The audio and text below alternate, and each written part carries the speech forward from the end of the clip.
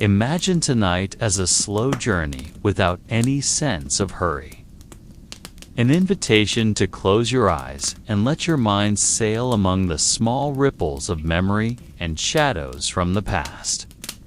There is nothing to chase, nothing to prove, only the tenderness of time moving at its own pace. Outside the window, perhaps the wind is whispering to the leaves, or the rain is softly tapping the roof of the house, as if all the elements of nature have agreed to create the perfect backdrop for the story we are about to walk through together. Take a deep breath, feel the air slowly enter, then release it without haste, letting each exhale carry away a small piece of today's burdens from your shoulders. We will not rush into the core of the story, for like all timeless tales, it needs time to open itself, to allow the reader or listener to align the rhythm of their heartbeat with the pulse of the world we are about to enter. This story is not merely a historical record, not just a sequence of rigid facts, but rather a long and winding corridor where light and shadow chase each other without ever catching up. It is in this corridor that we will walk with slow steps, sometimes stopping to observe the small details that may be missed by those in a hurry. We will hear the faint echo of footsteps in the distance, smell the scent of wet earth mingled with the aroma of old wood, and feel the air carrying something older than all of us, something almost untouched by time. You might sense a slight tremor in the air, not a threat, but a reminder that there is a story waiting to be told. We will begin without haste, allowing ourselves to be immersed in a calm rhythm, like listening to a long and repetitive lullaby whose tone slowly carries us to the edge of dreams. In this journey, you are free to close your eyes at any time, letting imagination take over or remain awake and observe every detail I describe. There is no wrong way to listen, for this story will find its own way into your mind. Every word I am about to speak has passed through many seasons, waiting for the right moment to emerge, like a seed awaiting the first rain before breaking open into a sprout. Now is that moment. Before we walk further down the corridor of the story, let us imagine ourselves in a room almost devoid of light, illuminated only by a softly flickering oil lamp, as if it were afraid to go out. This room feels as though it exists outside of time. There is no ticking clock, no sign that the outside world continues to move. Its walls are made of large, cold stones bound together with mortar that has begun to crumble with age. The damp smell blends with the scent of kerosene and something faint, like old paper stored for too long in a sealed chest. In the middle of the room stands a thick wooden table, its surface covered with scratches and stains that speak of decades of uninterrupted use. Upon that table lies a large book, its leather cover cracked in many places, its color faded to a grayish-brown. If you come closer, you will see that the edges of its pages are blackened in places, as if once touched by fire, but somehow spared from complete destruction. Dust clings to it, but not thick enough to hide the faint handwriting on the front cover. There is no clear title, only the nearly vanished strokes of ink, perhaps a name, perhaps merely a mark of ownership. When your fingers touch the leather surface, it feels like touching the hide of an animal that once lived hundreds of years ago. The air in this room is still, as if waiting for something. Every sound you make, no matter how small, is amplified. Even your own breathing seems to echo inside your head. The book appears ordinary, yet at the same time radiates something difficult to explain. Not a threat, but rather the sense that within it lies something not everyone is meant to know. And here's where our story takes its shape not through words told in markets or in the halls of kings, but through the handwriting of a man who once lived in the midst of chaos, writing not for fame, but to remain sane amid the madness of the world. This book is the only thing left of him, and tonight, in the stillness, we will let his words flow from those yellowed pages into our ears, like a whisper from a distant time. We will not read it in haste. We will begin as one might open a window on a foggy morning slowly, carefully allowing the air from the past to enter our lungs. The year written on the first page made the air in the room seem to tighten, as if that number itself carried a weight that could not be ignored. 1348.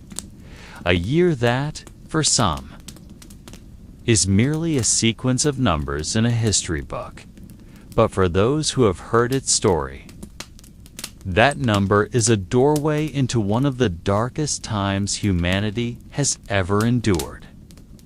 In Europe, especially in cities surrounded by stone walls and bustling marketplaces, life transformed into something unfamiliar and saturated with fear. The plague did not arrive like a storm with thunder, but rather like a fog creeping in slowly, silently, until it enveloped everything. No one truly knew when it first reached the city mentioned in the Recorda city, whose name is now almost lost from maps.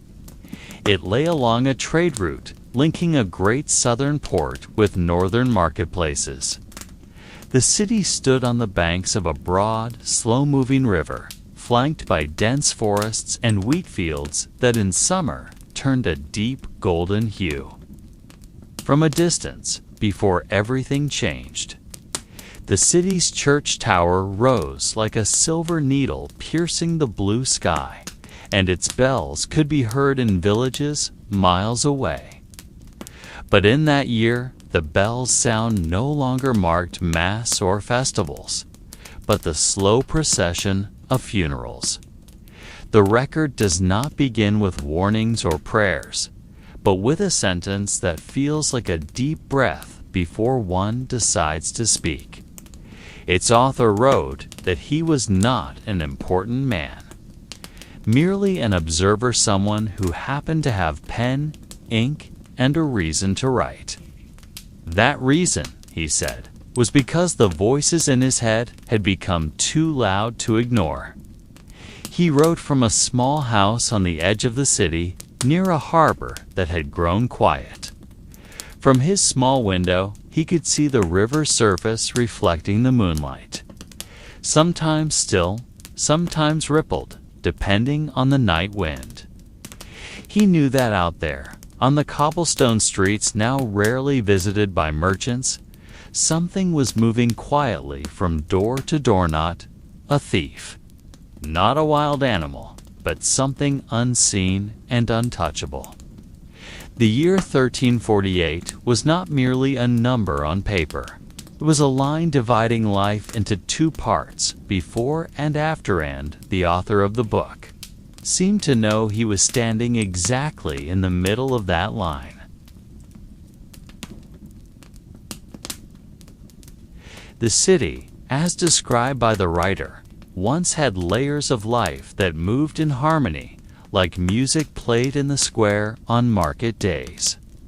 Its main streets were paved neatly with stones, flanked by tiered wooden houses with sloping roofs covered in deep red tiles.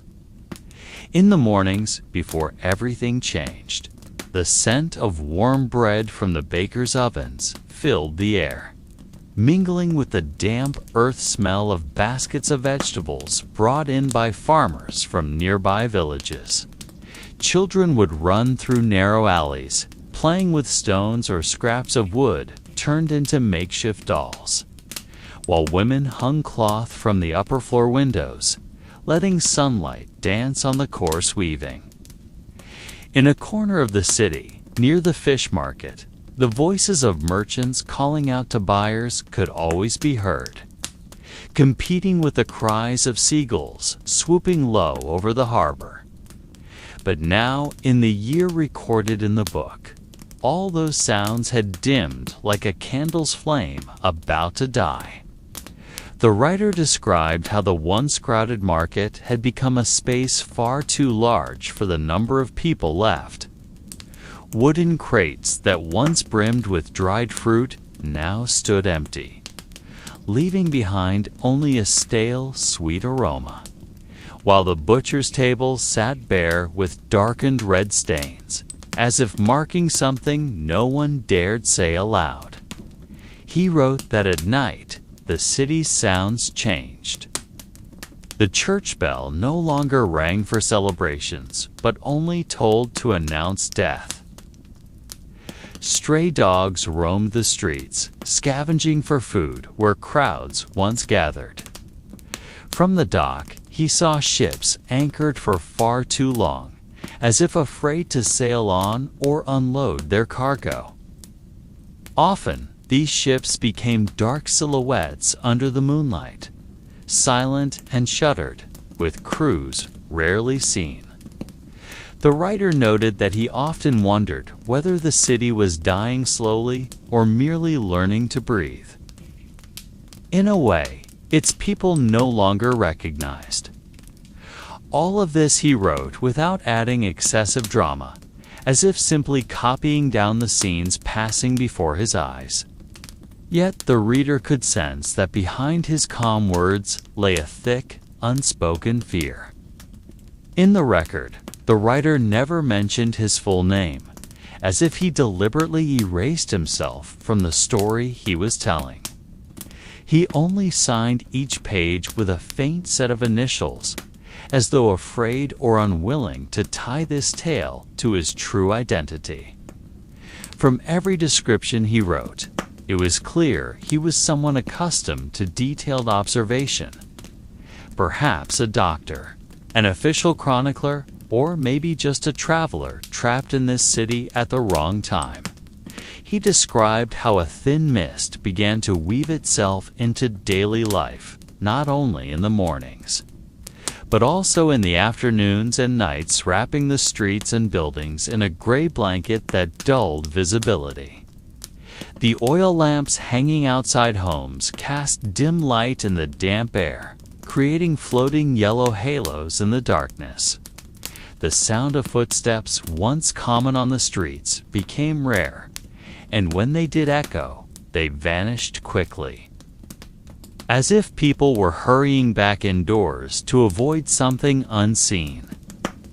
The writer noted that houses began to shut themselves tight, windows barred from within, and doors no longer open to neighbors as before. There was no more laughter or song from small gatherings in backyard gardens.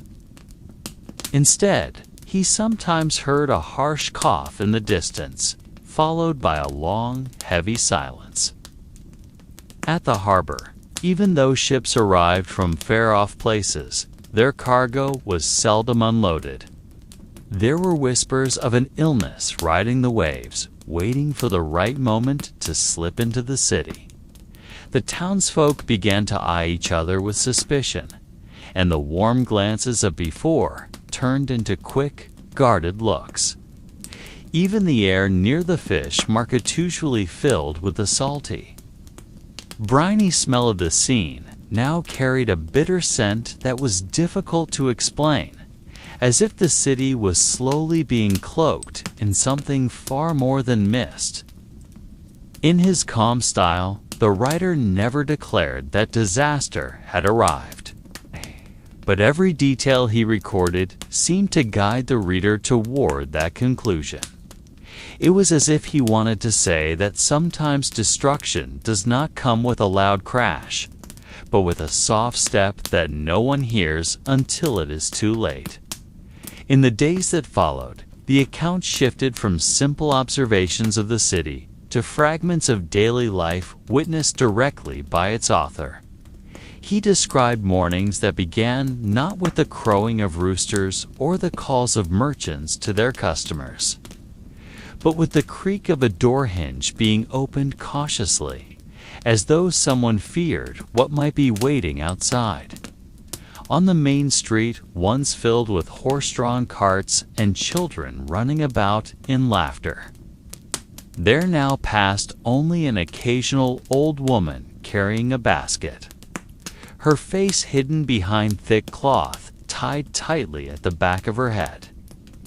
The writer noted that the market, usually bustling with activity, now held only a few vendors sitting behind their tables, with vacant stares, as though weighing whether the piece of bread they sold might save them or bring them harm. He described in detail a baker kneading dough with slow, deliberate movements, staring into his oven as if hoping the heat of the flames might burn away more than bread perhaps. Also the fear that hung in the air. There was also a young boy sitting near a well, holding a bucket of water that seemed far too heavy for his small frame, yet no adult came close to help him. The writer observed that interactions between townsfolk were becoming increasingly real, not because they no longer wished to speak, but because every word carried risk. Every breach of distance might mean danger. In a narrow alley, he saw a young man writing something on a wall with charcoal. The writing was faint, yet seemed to be a warning or a prayer, perhaps both. The aromas drifting from household kitchens had changed.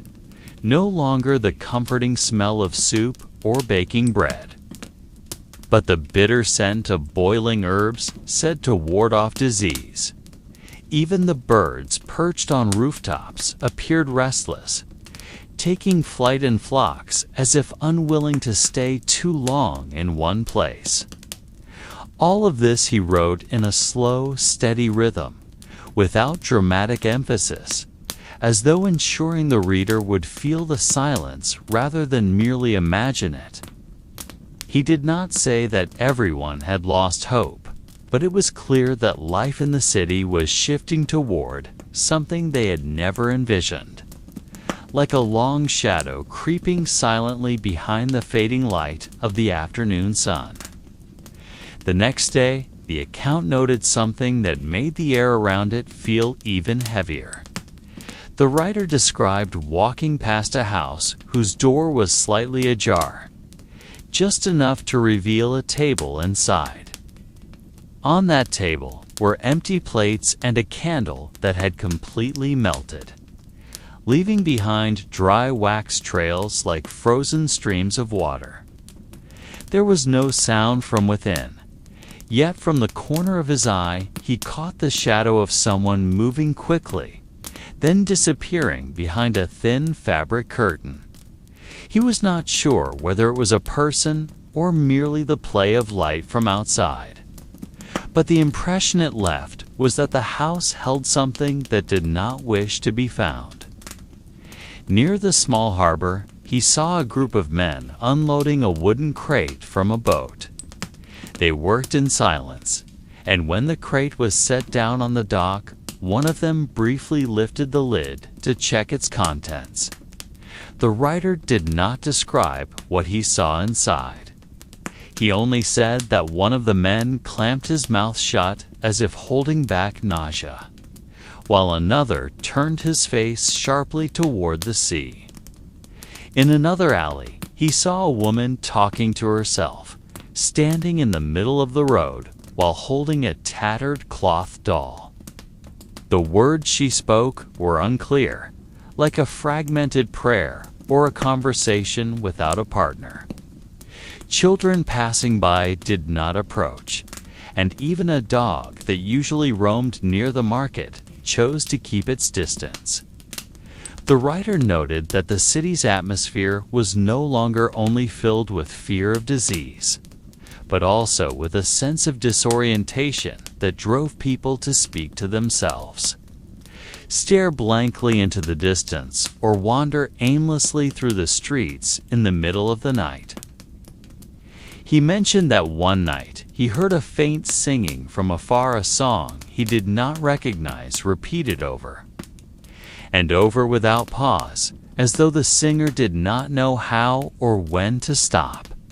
The sound came from the direction of the old church at the edge of town, and though his curiosity was strong, chose not to approach, merely noting that the candles in the church tower seemed to burn longer than usual.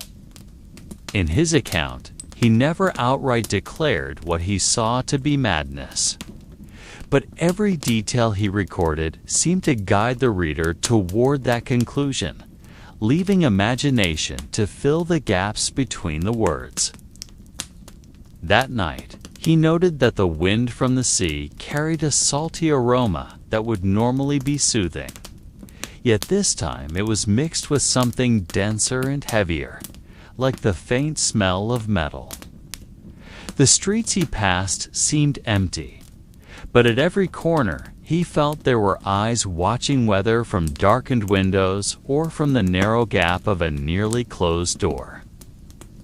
In one narrow alley, he stopped because he saw a cat sitting atop a pile of cloth. The cat stared at him without blinking, its pupils wide like black mirrors, and beneath the pile of cloth he saw the pale tip of a human finger, like a candle that had not yet been fully shaped. He did not write who that person was, or whether they were still breathing, only that the cat remained seated there until he walked away. In the town square, the stone statue that usually served as the center of activity was now surrounded by large sacks. He counted at least 15, all tightly closed. Among them, there was one that was wet at the bottom, leaving a small pool that slowly trickled toward the gutter. There was no one around, but the creak of wooden boards came from the direction of the rooftops, as though something was moving up there. The writer said that he quickened his steps without hurrying, trying to keep his breathing steady so as not to show fear. He passed a house with its window wide open, and from inside came a short, sharp scream, followed by sudden silence, as if someone had woken from a nightmare and immediately covered their own mouth. That night he did not return to the inn he usually stayed at, choosing instead to sit near the dock, watching the reflection of the moonlight on the calm water. He wrote that on the surface of the water, small bubbles sometimes appeared and popped silently, as if something beneath was breathing slowly. No conclusion, no analysis, just a record of things he saw and heard, which for some reason felt heavier than mere coincidence. The next morning, he wrote that the sunlight filtering through a thin fog made the whole town look like a painting whose colors had faded. The air felt colder than usual, and the sound of birds that normally chirped from the rooftops was completely absent. On the main street, he saw an old woman standing motionless in front of her house, wearing a dress torn at the hem, holding a small wooden doll whose paint had chipped away. The woman stared straight at the sun, her eyelids barely moving, and her lips moved slowly, as if mumbling something inaudible. Not far from there, two young boys sat in the middle of the road, drawing circles on the ground with charcoal, then filling each circle with small stones. They worked in silence, and whenever he passed, they would stop, look at him, then return to their work without expression. In the market, which was usually crowded, there were only a few people, and even they seemed to walk with steps too precise, as if following a rhythm only they could hear. The baker, he knew, a plump man with a loud laugh now, sat on a bench with his hands folded in his lap, the loaves of bread before him, hardened like stone. Yet he made no effort to sell or touch them. In one corner of the market, a young man stood staring at a stone wall, drawing long lines with his finger as if counting something that never ended. The writer noted that every face he saw shared a similarity, a slightly watery, as though they had just cried or stared too long at something he could not see. He tried asking a man about the town's condition, but the man only shrugged, then pointed to the sky and gave a faint smile before walking away without a word. Throughout that day, he felt as if he were in the middle of a dream he could not alter, where everyone played their roles unknowingly, and he was merely a guest invited to observe, not interfere. That afternoon, he decided to walk down the narrow alleys separating rows of wooden houses, most of them with doors slightly ajar, as if waiting for someone to enter. In every house he saw, there was always one or two objects that made him stop and take notice. In the first house, a small wooden table was covered with glass bottles filled with murky gray liquid, each marked with letters he did not recognize. There was no one inside, yet he felt a strange warmth emanating from the room, even though the outside air was freezing. In the next house, he saw a rocking chair moving slowly, though the windows were tightly shut and there was no sign of wind entering. On the floor lay scattered feathers, not fully detached from their skin, as if a bird had been plucked there and then, either released or vanished entirely. He kept walking, each step leading him to more perplexing sights. In another house, a long table was filled with clay bowls, each containing water that reflected light like a mirror. Strangely, in those reflections, he thought he saw faces not present in the room's strange faces, staring back with eyes that were far too wide. In one house, he found a pile of worn-out books in a corner, yet whenever he tried to open them, the pages were blank, though he could feel the faint texture of dried ink on their surfaces, as if the letters had been absorbed into the paper. He noted all this calmly, writing that although these objects seemed harmless, there was a feeling hard to describe, a blend of curiosity and a subtle warning. He chose not to touch anything, only to observe, because in that silence he felt as though each object was waiting for something, or perhaps watching him in return. That night, when he returned to the house given to him for the duration of his stay in the village, he began writing all his observations in a small leather-bound notebook. The oil lamp on his table flickered softly, its light casting a long shadow of his hand across the wall. He wrote about the bottles filled with murky liquid, about the rocking chair that moved without wind, about the bowls of water reflecting strange faces, and about the books whose letters had vanished. As he wrote, he began to notice something peculiar each time he entered those houses. It was always near a certain hour, and somehow, the objects always moved or revealed their oddities at nearly the same moment. He tried to recall the sequence. The bottles trembled exactly when the small bell in the village tower rang twice. The rocking chair began to sway when the clock's hand rested between 5 and 6.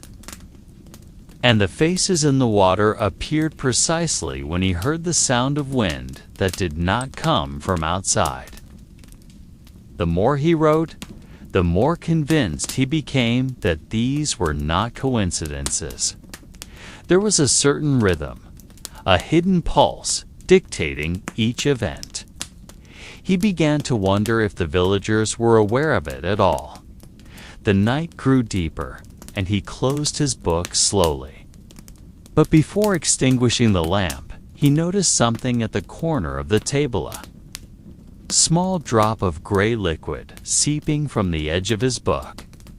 Exactly the same color as the liquid he had seen in the bottles of the first house. He stared at it for a long while, unwilling to touch it.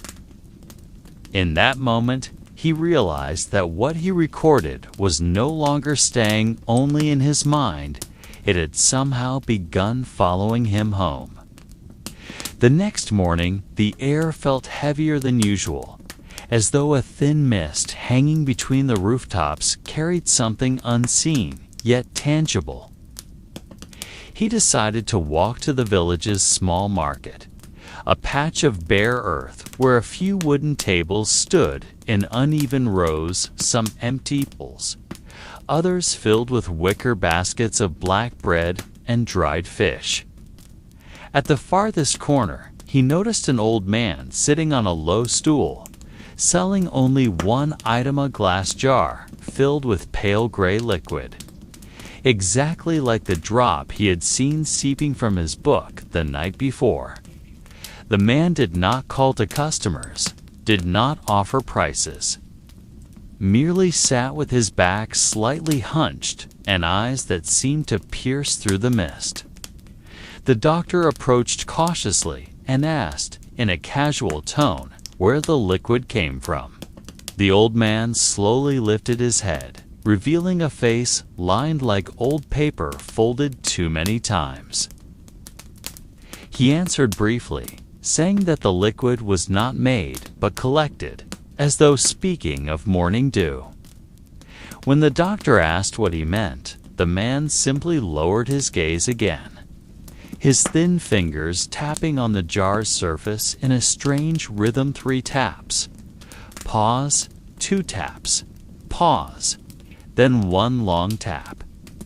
The doctor recognized it as the same timing pattern he had recorded in his notes, but he chose not to show that he understood. As he turned to leave, the man spoke softly, almost inaudibly, telling him that writing about something in this village makes one become part of that very thing.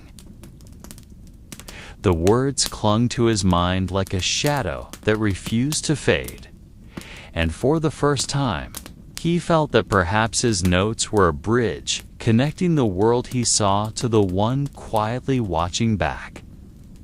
Returning from the market, his steps felt heavier, as though every stone on the road was holding his feet in place. He entered the small house the village had given him, closing the door slowly so that its sound would not shatter the fragile silence that had lingered since morning. On the wooden table in the corner, he opened his notebook once again, its pages now seeming to look back at him. He decided to do something he had always avoided writing, not based on what he saw, but on what he wanted to see. With a quill whose tip was starting to fray, he wrote a description of a woman with long black hair, wearing a faded blue dress, carrying a small lantern whose light glowed green. He wrote in detail her movements, how she walked down a narrow path between the houses, even the sound of her heavy steps on the muddy ground. When he finished, he closed the book and tried to distract his thoughts, but curiosity kept his attention on the window. That evening, as the mist thickened, he saw a shadow moving slowly at the far end of the village road. His heart beat faster, and as the figure approached, the green glow of the lantern seeped through the mist, exactly as he had written. The woman did not look at him, did not speak, simply walked past his house and vanished at the bend. The doctor waited several minutes before opening his notebook again, but the page he had written earlier now felt warm at his fingertips, as though the ink had not truly dried, despite knowing it had been written long before. He began to wonder whether he was truly controlling what happened, or if the book was merely guiding his hand to write something that was already destined to occur. That night, he sat longer at the table, letting the only candle in the room burn until its wick blackened at the tip. The air grew colder, and the ticking of the wooden clock in the corner became the only rhythm marking the passage of time. He decided to proceed with his next experiment, convinced now that the book was more than just a collection of empty pages. With slightly trembling hands, he began to write about an old man walking with a cane, but this time he deliberately left the description incomplete. He wrote that the man would appear on the road near the village well, did not specify his face, clothing, or the purpose of his journey. After closing the book, he sat waiting in the chair by the window, his gaze fixed on the direction of the well, which was faintly visible through the night's mist. Moments later, from behind the thick swirls of white, he saw the silhouette of a man walking slowly. The cane in his hand tapped the ground in a slow rhythm, but as the figure drew nearer, the doctor noticed something unsettling. His face was not fully formed, like mist taking the shape of a man, but refusing to become whole. The clothing he wore shifted as well, sometimes appearing as a long coat, other times as a ragged robe, as if undecided about what it wanted to be. The man stopped near the well, turned toward the doctor's house with eyes that were not quite there, then turned away and walked back in the direction he had come from. A cold sensation crept from the nape of his neck to the tips of his fingers, not only from the air, but from the realization that the book was not merely recording or manifesting what he wrote. It was also filling in the parts he had left blank in its own way. He began to wonder if he were to write something dangerous. Would the book bring it into reality as he described it? Or would it twist it into something far worse than he could imagine? A light rain began to fall, drumming on the roof of his house with a steady sound that carried an undercurrent of unease. The doctor sat back at the table, staring at the book as one might stare at a precipice, knowing that a single step forward could send him into a fall from which there was no return. He picked up the pen, and this time he decided to write something different. He wanted to see how far the book could shape reality from something dangerous, something that should not exist in the world of men. With a deep breath, he began to write about a tall figure appearing at the edge of the forest. Wearing a black robe so long, it dragged across the wet ground behind it. He wrote that the figure carried a small box made of dark wood, a box that pulsed like the heart of a living creature, each beat summoning faint whispers as though hundreds of mouths were speaking at once.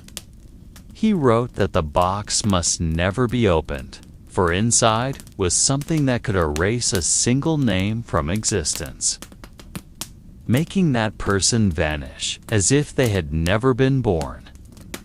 When he finished writing, he closed the book slowly, then extinguished the candle, letting the room be lit only by the pale light from outside. Seconds passed into minutes, until he began to think that perhaps nothing would happen tonight. But then, from the direction of the trees, came a slow-moving streak of darkness, like a shadow that had slipped away from its owner. The figure appeared, tall and slightly hunched, its steps almost soundless on the wet earth. From beneath its robe, a small box could be seen, and even from that distance, the doctor could feel its pulse, as though the air around it beat in rhythm. The figure paused beneath an old tree, turned toward the doctor's house, then simply vanished, as if drawn back into the darkness. The doctor sat still, his body rigid, realizing that the book could not only create but summon things that might be older than human memory.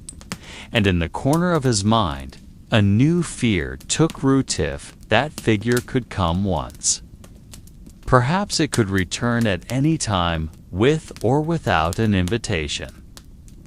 That night, the doctor tried to sleep, but each time his eyes closed, he saw again the silhouette of the robed figure standing at the edge of the forest.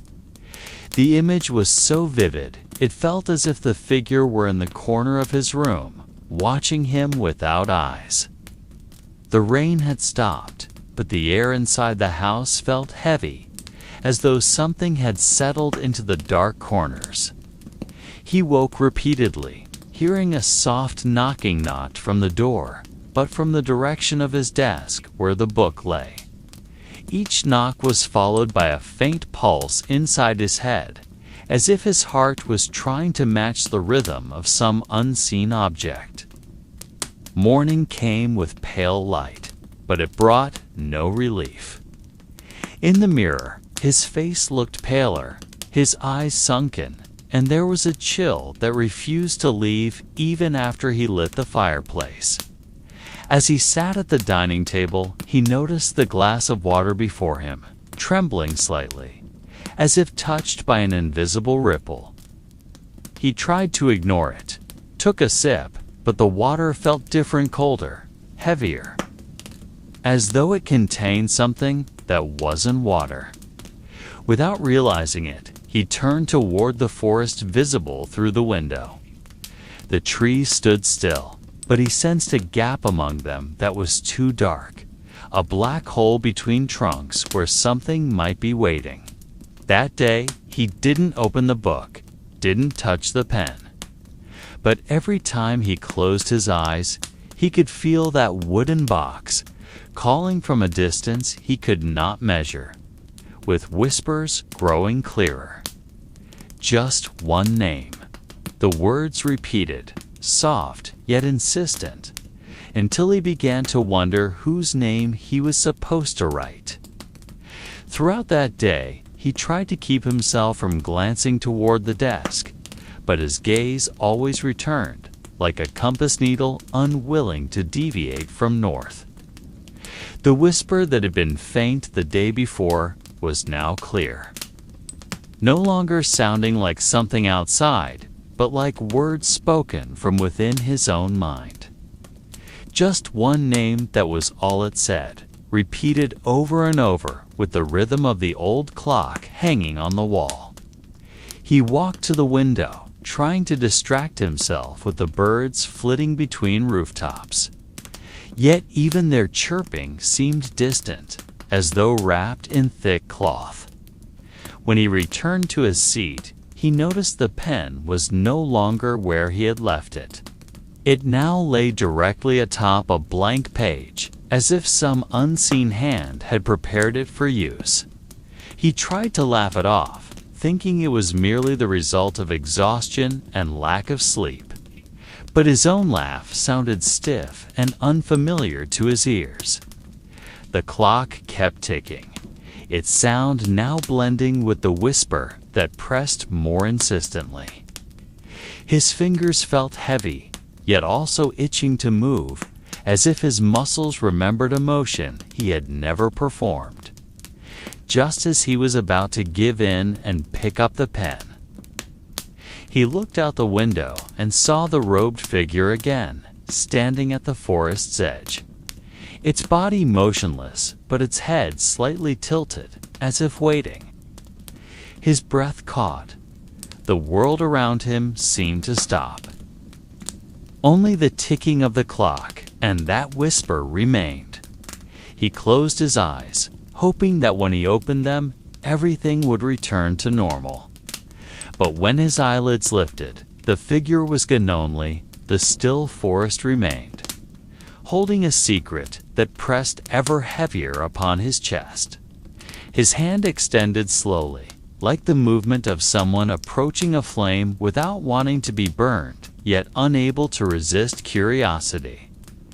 The tip of his fingers touched the pen's handle, and instantly a coldness spread from his skin through his entire body, not an ordinary chill, but one that seemed to seep into his bones and solidify within his blood.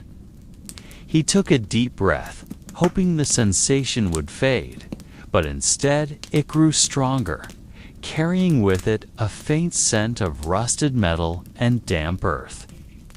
Outside the window, the sun was beginning to sink, the orange light spilling into the room, casting long shadows on the wall.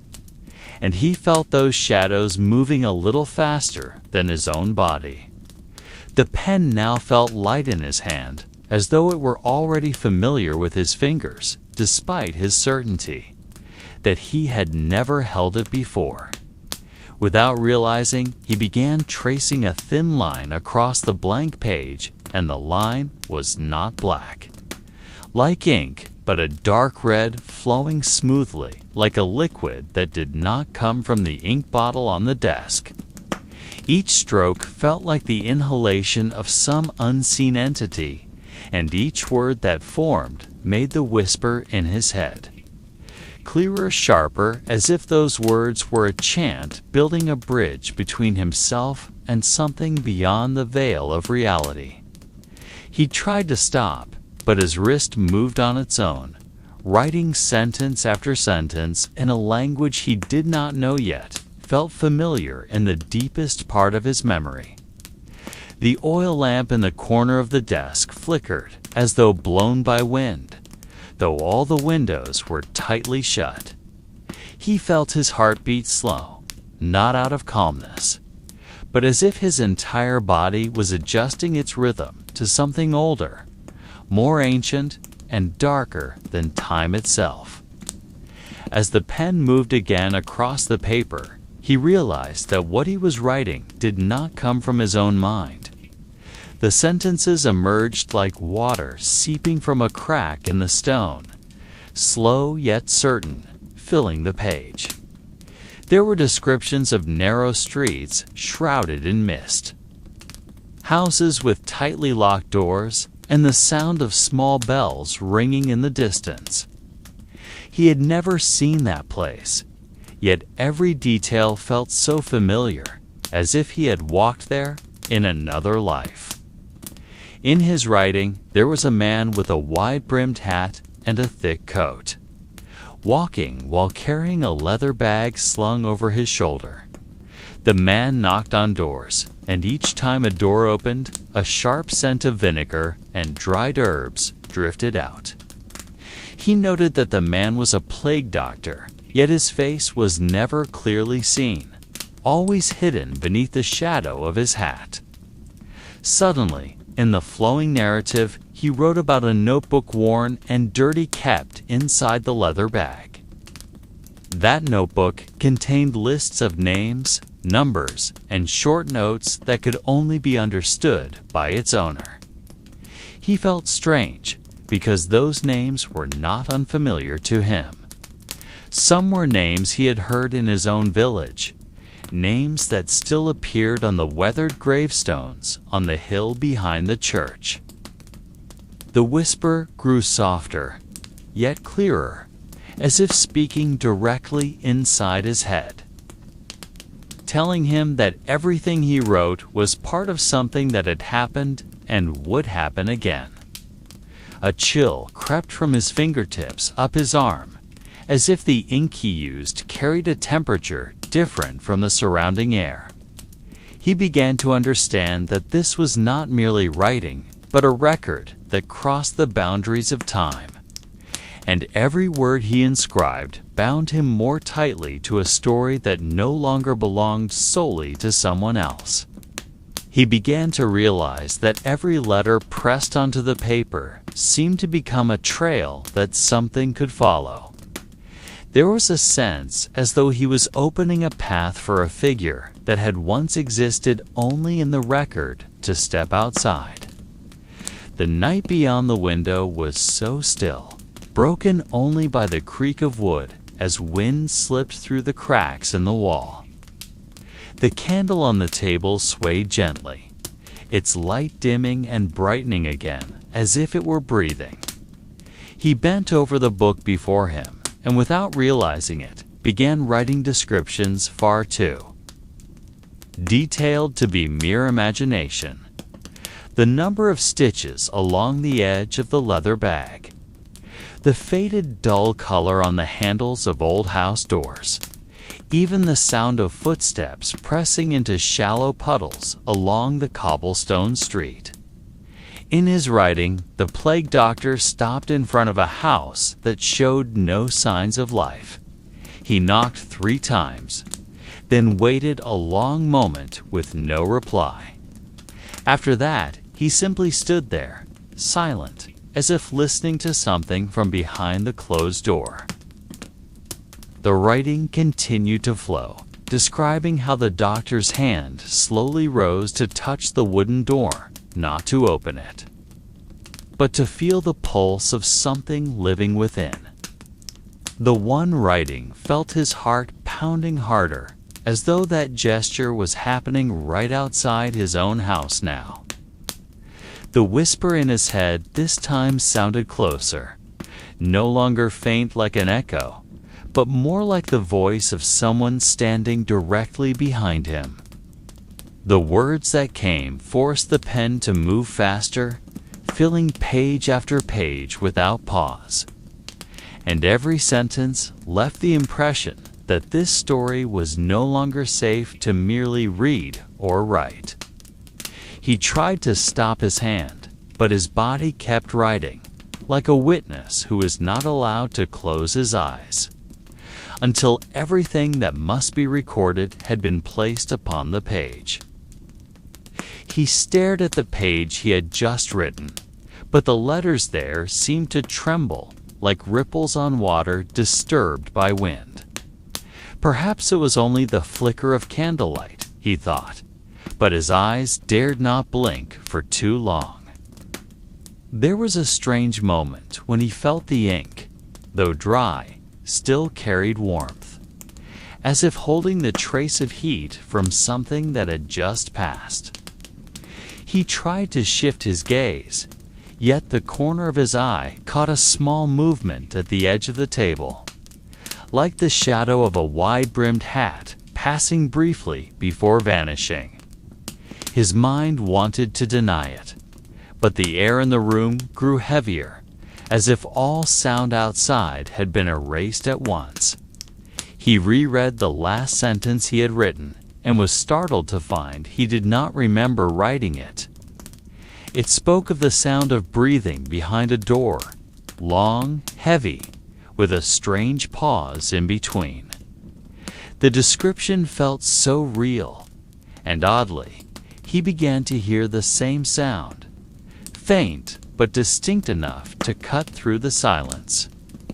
He tried to check the window, hoping it was only the wind, but as he stood, the candle on the table dimmed, as if about to die. The air felt colder, not the kind of cold that comes from weather, but a cold that seemed to creep out from within the walls themselves.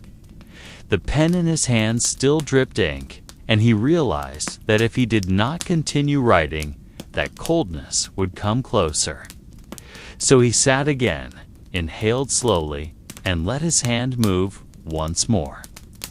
But this time, every word he set down felt like forming a bridge, connecting his room to the cobblestone street he had described in the previous pages. Across that bridge, time was no longer straight, and he could sense unfamiliar footsteps beginning to cross from the other side. As the pen moved again across the paper, he realized that what he was writing did not come from his own mind. The sentences emerged like water seeping from a crack in the stone, slow yet certain, filling the page. There were descriptions of narrow streets shrouded in mist, houses with tightly locked doors, and the sound of small bells ringing in the distance. He had never seen that place, yet every detail felt so familiar, as if he had walked there, in another life. In his writing, there was a man with a wide-brimmed hat and a thick coat, walking while carrying a leather bag slung over his shoulder. The man knocked on doors, and each time a door opened, a sharp scent of vinegar and dried herbs drifted out. He noted that the man was a plague doctor, yet his face was never clearly seen, always hidden beneath the shadow of his hat. Suddenly, in the flowing narrative, he wrote about a notebook worn and dirty kept inside the leather bag. That notebook contained lists of names, numbers, and short notes that could only be understood by its owner. He felt strange, because those names were not unfamiliar to him.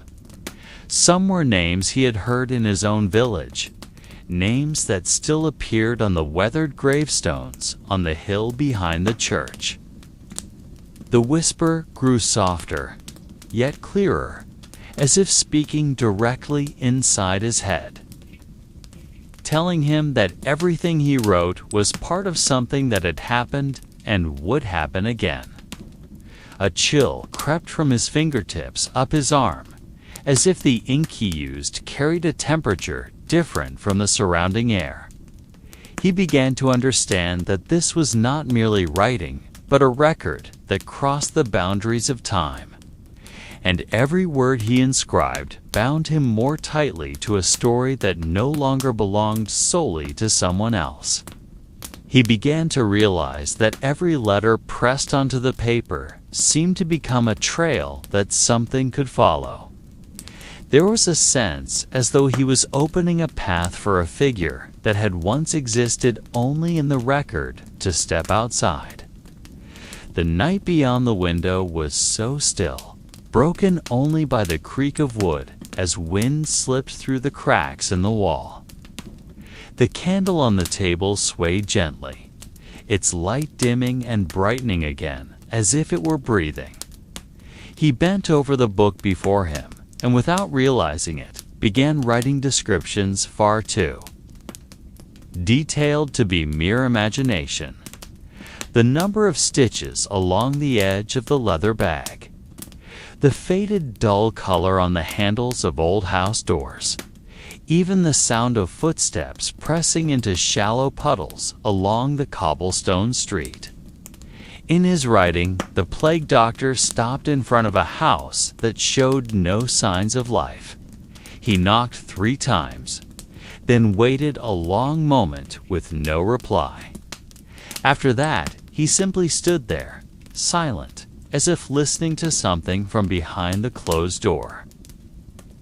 The writing continued to flow, describing how the doctor's hand slowly rose to touch the wooden door, not to open it, but to feel the pulse of something living within.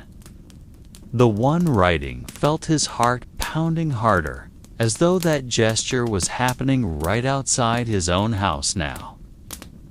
The whisper in his head this time sounded closer, no longer faint like an echo, but more like the voice of someone standing directly behind him. The words that came forced the pen to move faster, filling page after page without pause. And every sentence left the impression that this story was no longer safe to merely read or write. He tried to stop his hand, but his body kept writing, like a witness who is not allowed to close his eyes, until everything that must be recorded had been placed upon the page. He stared at the page he had just written, but the letters there seemed to tremble like ripples on water disturbed by wind. Perhaps it was only the flicker of candlelight, he thought, but his eyes dared not blink for too long. There was a strange moment when he felt the ink, though dry, still carried warmth, as if holding the trace of heat from something that had just passed. He tried to shift his gaze, yet the corner of his eye caught a small movement at the edge of the table, like the shadow of a wide-brimmed hat passing briefly before vanishing. His mind wanted to deny it, but the air in the room grew heavier, as if all sound outside had been erased at once. He reread the last sentence he had written and was startled to find he did not remember writing it. It spoke of the sound of breathing behind a door, long, heavy, with a strange pause in between. The description felt so real, and oddly, he began to hear the same sound, faint but distinct enough to cut through the silence. He tried to check the window, hoping it was only the wind, but as he stood, the candle on the table dimmed, as if about to die. The air felt colder, not the kind of cold that comes from weather, but a cold that seemed to creep out from within the walls themselves. The pen in his hand still dripped ink, and he realized that if he did not continue writing, that coldness would come closer. So he sat again, inhaled slowly, and let his hand move once more. But this time, every word he set down felt like forming a bridge, connecting his room to the cobblestone street he had described in the previous pages. Across that bridge, time was no longer straight, and he could sense unfamiliar footsteps beginning to cross from the other side. The footsteps were soft, yet each step carried an odd weight, as if the feet bore an unseen burden. He could not tell whether the sound came from within his own mind or from the very room he sat in. But the wooden floor beneath his chair gave a faint creak, as though responding to a foreign vibration. He lowered his gaze, observing the fine cracks in the grain of the wood, imagining those lines as a map leading to a place he did not wish to go. The ink on the paper formed long strokes, like ropes stretching in the same direction. And he began to feel that every word he wrote was no longer his own, but belonged to something guiding him. The air in the room now carried a faint, peculiar scent, a blend of damp earth, aged fabric, and herbs, long kept in storage. That smell stirred memories of the narrow alleyways he had described in earlier pages. Alleys with wet walls and lamps that flickered briefly before going out. He paused, staring at the window now coated with a thin layer of condensation from within, though the air outside was not cold enough for it. A vague shadow moved beyond the glass, its shape unclear. Only a darkness deeper than the night itself. He knew he should rise, open the door, and make sure nothing was there, but his body refused the command. The pen in his hand kept moving, marking second after second, step after step, until he found himself writing something that made the back of his neck prickle, a description of someone standing at the doorway, wearing a long-beaked mask with the tip bent downward, its eyes hidden behind round lenses reflecting the candlelight. He could not recall the last time the door in that room had made a sound, yet now the slow groan of its hinges was clear, as if layered with rust that complained when forced to move. The air shifted, bringing with it a cold unlike any ordinary night breeze, a cold that felt like a thin sheet of ice beneath the skin. The figure stood in the doorway, its movement so slow it was hard to tell whether it advanced or simply allowed the world around it to draw closer.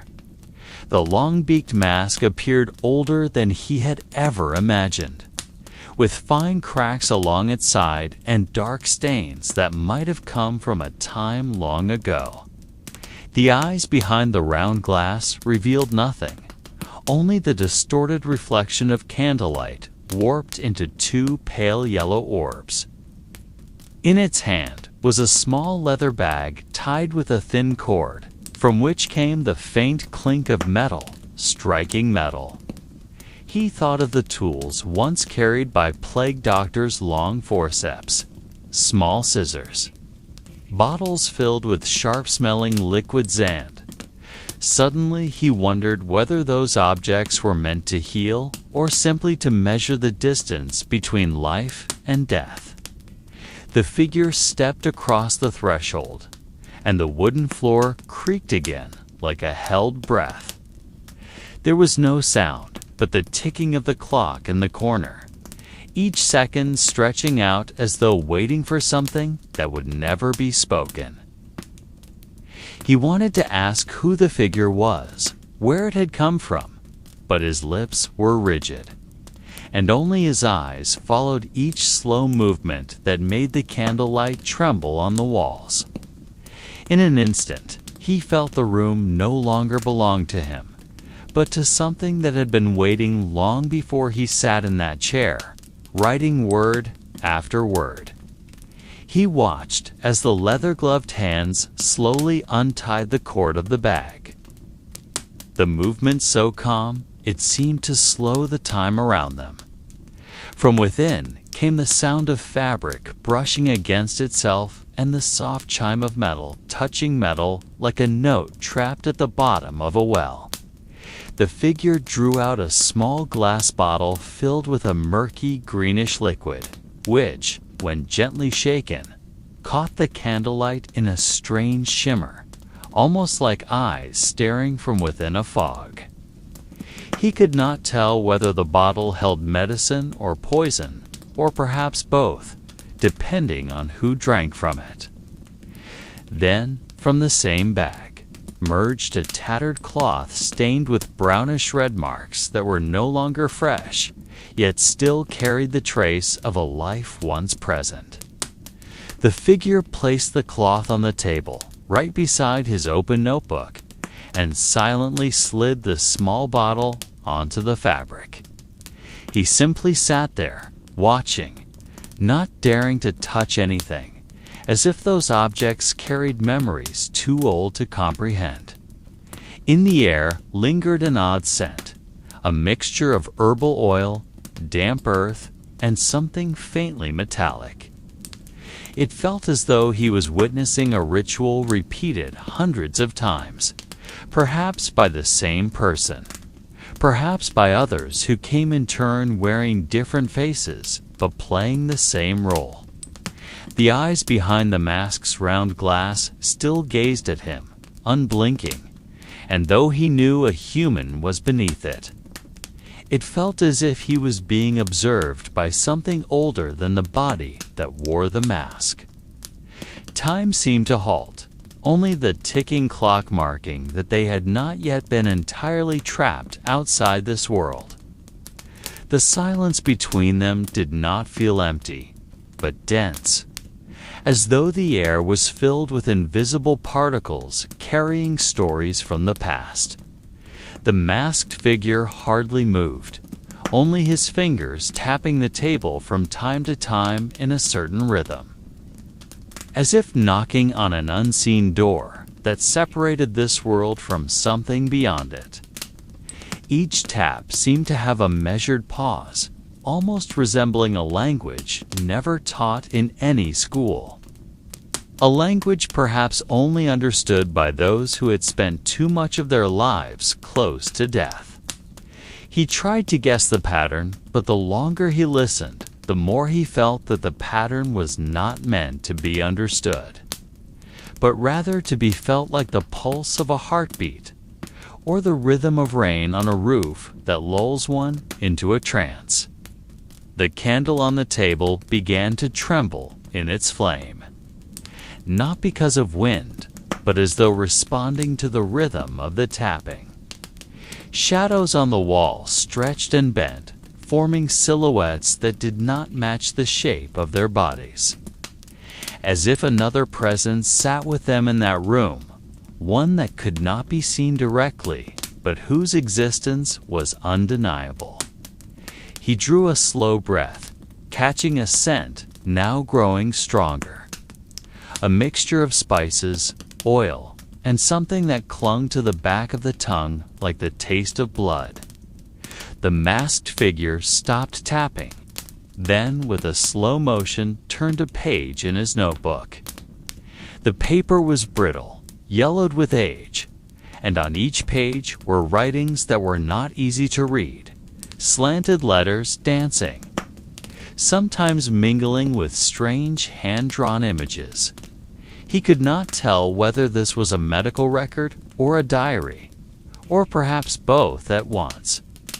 Yet he felt that whatever was written there was not meant merely to be read, but to bind whoever read it to something they could never let go of. The letters on the page seemed to quiver, though he knew it was only the illusion cast by the wavering candlelight. The handwriting was packed too tightly, as if the writer had been trying to cram every thought into the page before the ink ran dry or time closed the opportunity.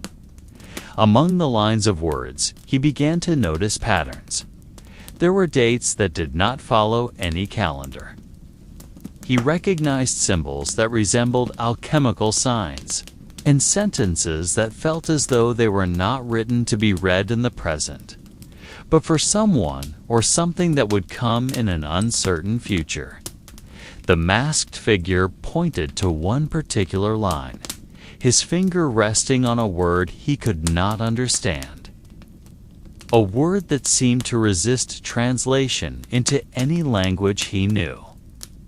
The word looked simple, yet the longer he stared at it, the more it felt like a black hole drawing in his gaze, pulling his focus away from the rest of the page. His breathing grew heavier, and he felt as if the room itself was beginning to shrink, the walls inching closer as if trying to swallow them both.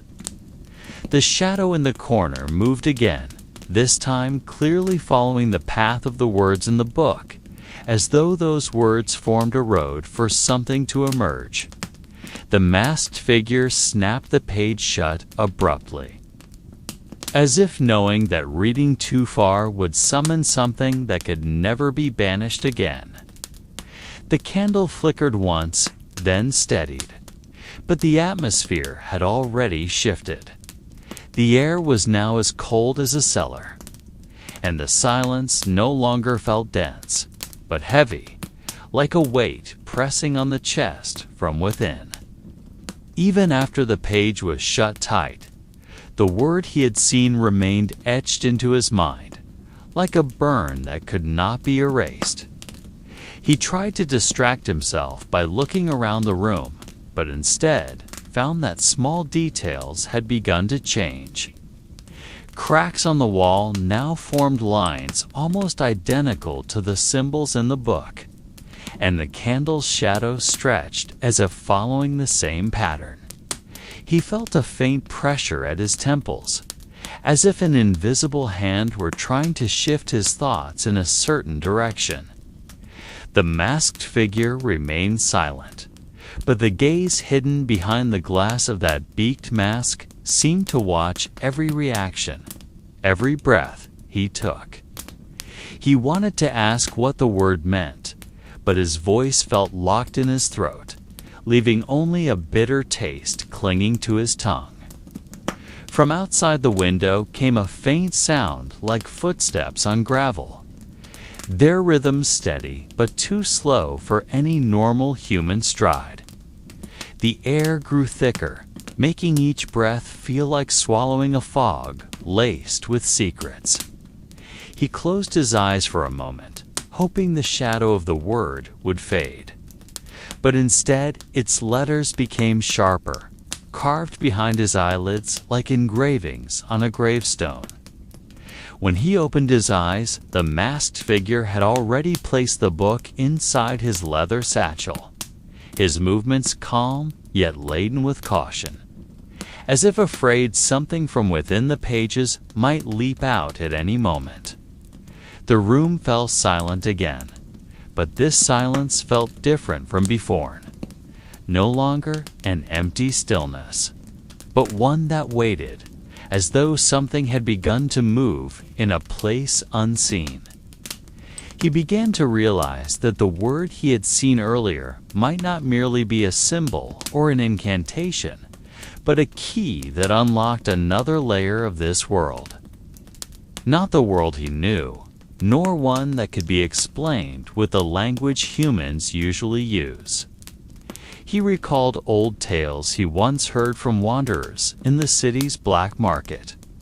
Stories about places that only appeared when someone was balanced between waking and sleeping. In those stories, the doorway to such places was always hidden behind a sign that could only be seen by those who had already touched death, either as a witness or as a victim who had returned. He looked again at the crack on the wall, trying to count its branches, and realized the number matched exactly the sequence of letters that had danced in his mind earlier. The air around him grew heavier, as if this room were no longer in the basement of an old house, but at the bottom of a deep, damp well. The masked figure walked slowly around the table, his fingers brushing the worn edge of the wood as if searching for something unseen. Each step made a sound almost too faint to hear. Yet its subtle echo seemed to strike inside his skull, making the beat of his heart grow louder. For a moment, he felt the entire room slowly turning, not like dizziness, but as if the space itself was adjusting its shape to fit something that was drawing near. The masked figure stopped in the corner, turning his back to him, then exhaled a long breath that misted in the cold air. Then he raised a hand, pointing toward the crack in the wall, yet saying nothing. In that silence, he felt an overwhelming urge to step closer, to look deeper, even as his instinct screamed at him to stay still. And in that moment, he knew the first layer of this mystery had just been revealed. He stared at the crack longer, trying to find a pattern that might explain it. Yet the more he looked, the more it seemed alive, pulsing faintly, as if behind the wall there was a creature sleeping and breathing. The light from the oil lamp in the corner of the room wavered, though there was no wind. Each flicker of shadow across the crack's surface formed illusions of shapes he recognized from childhood nightmares. Eyes peering through a door's gap, a pale hand reaching from under the bed, a mouthless face staring unblinking. He stepped back, but the floor beneath him let out a brittle snap like dry wood breaking, making the masked figure glance over his shoulder just enough to reveal a fragment of the eye hidden behind the dark cloth. That eye was not entirely human, too calm, too deep, like the surface of water sealing the mouth of a bottomless well. The figure turned back to face the wall, moving his finger through the air as if tracing the same letters he had seen earlier in his mind. But this time, the letters seemed to leave faint trails, like wisps of smoke slowly fading. He wanted to speak, but his lips felt stiff, his tongue bound by a coldness that crawled from his toes up to his throat. Then, from within the crack, came a faint sound, not footsteps, not whispers, but something like the ticking of a clock, though its rhythm was irregular, like the heartbeat of a creature restless in its long slumber. He didn't know why, but that sound made him want to close his eyes and pretend nothing was there. Yet something within him knew. If he looked away now, the chance to understand what was happening would vanish forever. The crack seemed to change shape before him, no longer just a fissure in an old wall. Its edges began peeling away slowly, like dry skin flaking from an old wound, revealing an inner layer that looked nothing like stone, wood, or earth. Its color was pale, almost ivory, but its surface had a faint sheen, as if wet, though there was no moisture. Beneath that layer, faint glimmers shifted like veins or threads of light flowing sluggishly. The masked figure in front of him stopped moving his finger, as though waiting for something. The air in the room felt heavier, and his own breathing sounded too loud in his ears. Slowly, the gap widened, not in a straight line, but curving like a mouth beginning to smile. From within, a breath of air emerged, its chill unlike the night air. This cold was more than just temperature. It carried the metallic temps of old blood, mixed with the faint scent of a flower he could not name. He wanted to step back, but his feet felt fused to the floor. Then, from deep within the gap, something moved, neither a hand nor an eye, but a form too indistinct to define, like a shadow with depth and weight of its own. He could not tell whether he was looking at part of a creature or merely the reflection of something beyond his understanding. The masked figure lowered his head slightly, as if paying respect to whatever was inside, then turned toward him, and though his face was hidden, he knew the look was a warning not to ask. The shadow began to move in a way that made him doubt whether the motion was truly occurring in the physical space or only inside his mind. Its shape was never fixed, sometimes stretching long like smoke pulled by a breeze, then suddenly collapsing into a dense mass that pulsed faintly. Whenever he tried to focus on it, the form seemed to shift out of the center of his vision, making him feel as if he were trying to see something through eyelids not yet fully opened. A faint sound began to emerge, not from the air, but from inside his own head. It was not a language he knew, only a murmur-like tone, sometimes echoing, sometimes whispering directly behind his ear. The masked figure remained silent, yet his fingers moved slowly, as if weaving an invisible pattern in the air. And with each motion of his fingers, the shadow in the gap seemed to quiver slightly. Suddenly, the weight pressing on his chest grew heavier, his breath catching as his vision blurred. In an instant, the metallic scent vanished, replaced by the fresh smell of damp earth. Like after the first rain of spring yet, somehow the scent felt wrong within a room that should have been sealed shut. He felt as though he were standing at the threshold of another place without actually stepping through. The shadow then came closer, or perhaps it was the room that shifted toward it, he could not tell. When the distance was nearly gone, he felt a strange warmth creeping across the skin of his face. The searing heat of fire, but the warmth of breath whispered very near. In that instant, the murmuring inside his head transformed into a single word, needs meaning, unclear, but its tone raising the hairs on his neck. The masked figure bowed once more, deeper than before, and he realized that whatever was beyond that crack was not merely a visitor, but something that had been waiting. The air around him began to change, as though the thin layer separating this world from something else was stretching. The walls of the room seemed to tremble faintly, not from an earthquake or a breeze, but like the surface of water touched by a fingertip.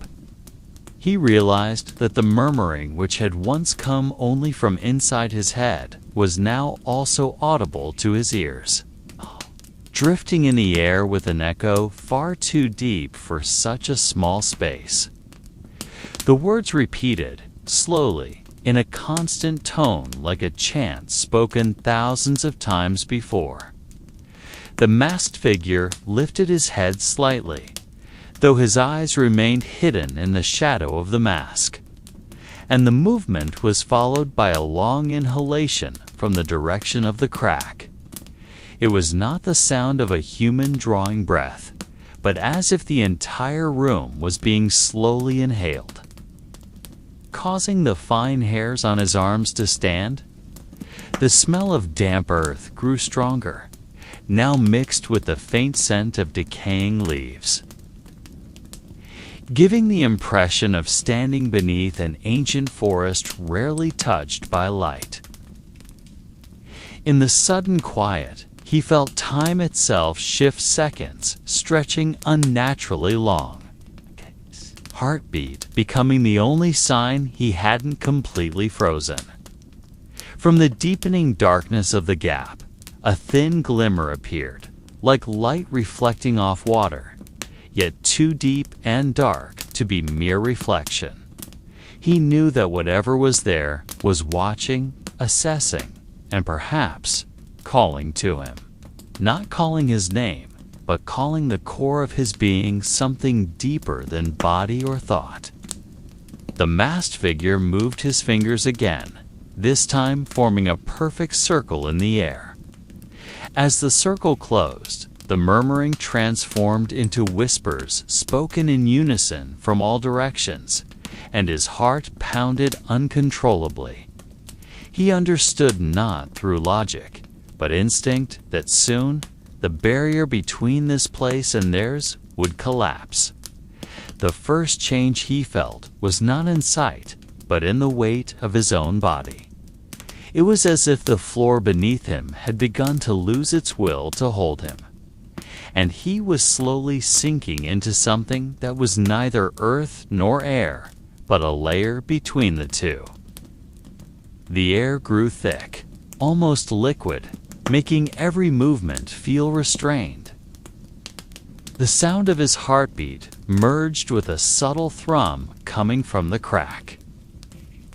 In rhythm yet deeper, like a heart far larger than any human body could hold. At the edges of his vision, colors that should not exist began to appear, shadows of deep bluish black with faint luminescence. Reds that looked like burning heat yet emitted no light. The masked figure did not move from his place, yet his eyes, now visible as two pale points of light behind the mask, were fixed directly upon him. His lips, if they were lips, moved painfully slowly, and though the distance between them was considerable, each word seemed to attach itself directly inside his mind. Only one more step. The voice resonated without sound. At once, the crack widened, not physically, but in his awareness. He saw beyond it an endless space, filled with shapes, moving slowly, too massive to measure. Some seemed to approach, yet whenever he tried to focus his gaze, they changed, becoming a hand, then a branch, then a face without eyes. The pressure in his chest intensified, forcing him to draw in a deeper breath, and the air that entered his lungs felt cold, sharp, like morning fog laced with iron. The floor beneath him pulsed once, twice, then stopped, as if waiting for him to decide whether to stand firm or yield to its pull. The air around him began to swirl, not like a strong wind, but like the slow current of water circling a stone at the bottom of a river. His hair shifted slightly, and the masked figure's robe fluttered almost inaudibly, as if the fabric was lighter than mist. He tried to step back, but the ground behind him no longer felt solid, like standing on a sheet of glass, thin and fragile. The faint sound of metal clinking, repetitive yet irregular, came from within the crack. Its rhythm unpredictable, sometimes quick, sometimes agonizingly slow, as if time there obeyed a different law. From the darkness of the fissure, something resembling long fingers emerged, yet they were not whole. Their shape shifted, lengthening and shortening in a single motion. Their texture reminiscent of freshly extinguished charcoal. He felt a strange vibration in the air, not just sound, but like thousands of tiny whispers filling the space between his breaths. The masked figure leaned forward slightly, a movement almost imperceptible, yet enough to make him realize he could no longer delay. The pressure in his head increased, like being deep beneath a dark ocean. There is no way back. The voice echoed again within his mind. Suddenly, the crack in the floor before him changed, branching like lightning, spreading in a pattern almost organic. From the smaller fissures seeped a pale light that looked like glowing mist, creeping slowly toward his feet. When that mist touched his skin, its coldness was unlike ice, was the absence of all heat. As if his body was being forgotten by the world he knew. He looked down, watching the glowing mist creep like a living creature, forming unpredictable patterns across the stone floor. Each time the mist touched the surface, the stone seemed to lose its color, drained into ashen gray. His breathing grew heavy, not from exhaustion, but as if the air around him had grown thinner and reluctant to enter his lungs. The charcoal-like fingers moved closer, and now he could see tiny fissures at their tips, like cracks in porcelain that leaked a faint light from within. The vibration he felt grew stronger, making each heartbeat feel out of sync with his body. The masked figure still did not move. Yet its eyes, or whatever, lay behind the hollow. Sockets of the masks seemed to watch him with an intensity that pierced through his skin. He tried to speak, perhaps to plead, or simply to fill the oppressive silence, but no sound came out. His vocal cords felt frozen.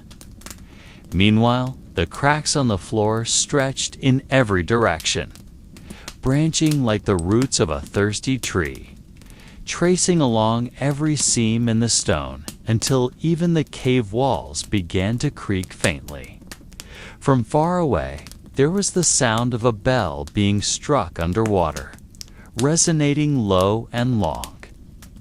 Then, without warning, one of those fingers touched the tip of his leather shoe, touch so light, yet enough to jolt his entire body. In an instant, it was not coldness he felt, but a pull that came from nowhere in particular, as if his entire being was being drawn in every direction at once. The scenery around him began to tremble, its shapes melting into blurred lines. And for a brief moment, he was no longer sure whether he was standing on stone or floating in midair. The air around him no longer felt like air, it was more like a warm liquid pressing in from every direction, making every movement slow and heavy. The glowing mist that once shimmered softly now burst into ever-changing colors, like flashes of gemstone light spun in darkness. He felt his body begin to lose its form. The tips of his fingers seemed to dissolve into the air, while his feet sank into a ground that wasn't really there. The masked figure still stood before him, but its shape shifted constantly, at times towering, at times hunched, and occasionally sprouting wings that appeared for only a fraction of a second before vanishing again. The cracks along the cave walls now gaped wide, revealing not stone or soil, but a vast expanse of star-filled night sky, yet the stars moved rapidly, swirling like a colossal whirlpool.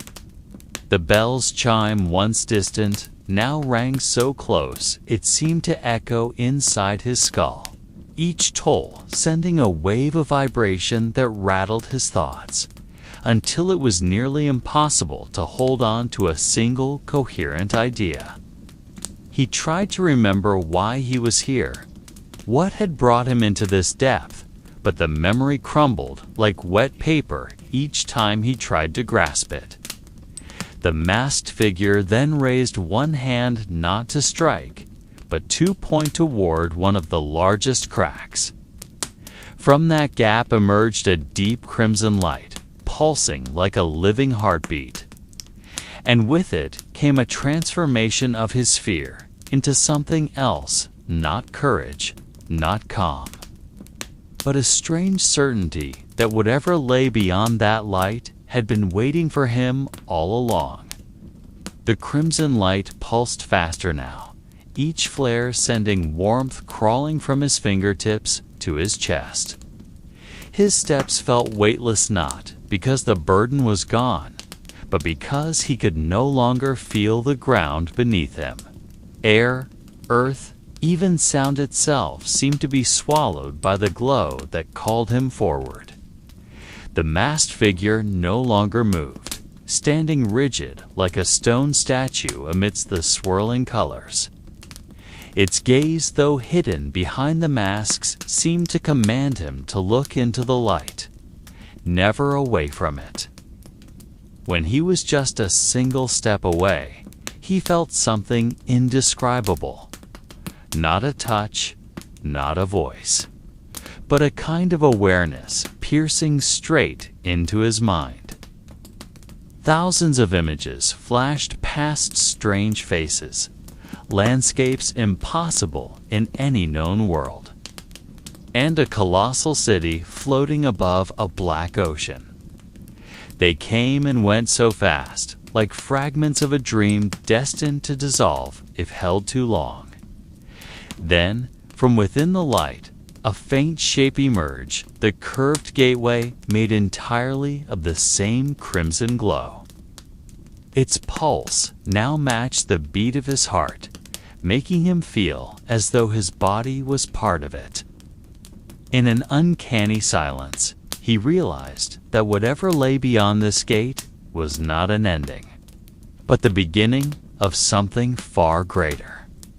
Something that had been waiting not just for him, but for anyone bold enough to walk this path.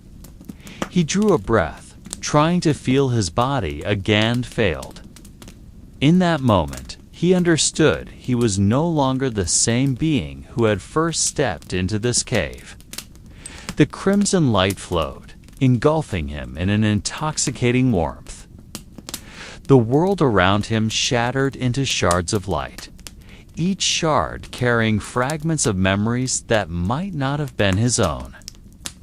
Before everything was gone, he caught one last glimpse of the masked figure still standing at the edge of the gate.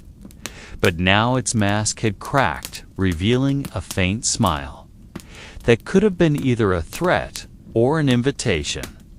And then, nothing. Only darkness. And far away, the sound of a single bell tolling long and heavy like the sign that something had just begun.